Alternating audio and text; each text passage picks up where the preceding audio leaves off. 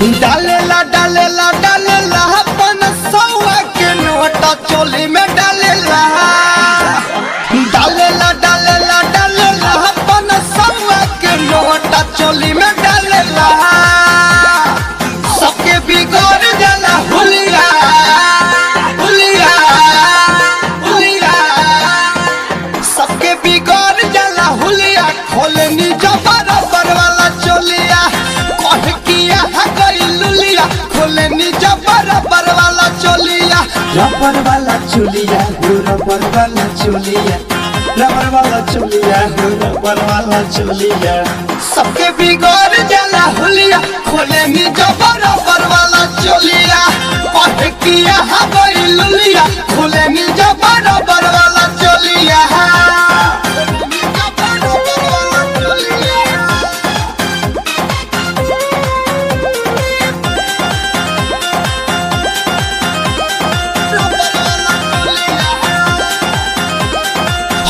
orchestra के महल number 1 जवन मन करेला चाहिए तब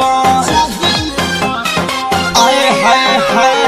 हई ऑर्केस्ट्रा के महल नंबर 1 जवन मन चाहिला करिले तवन जवन मन चाहिला करिले तवन नाची तो चल चला गोलिया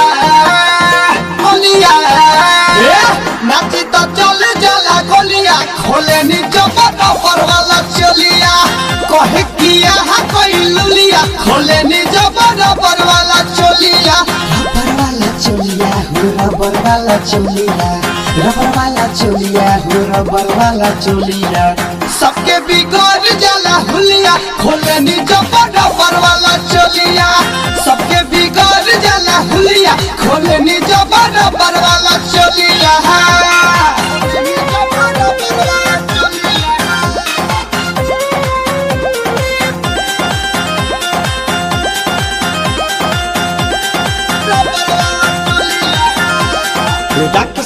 मुँह में धारावे रे हजार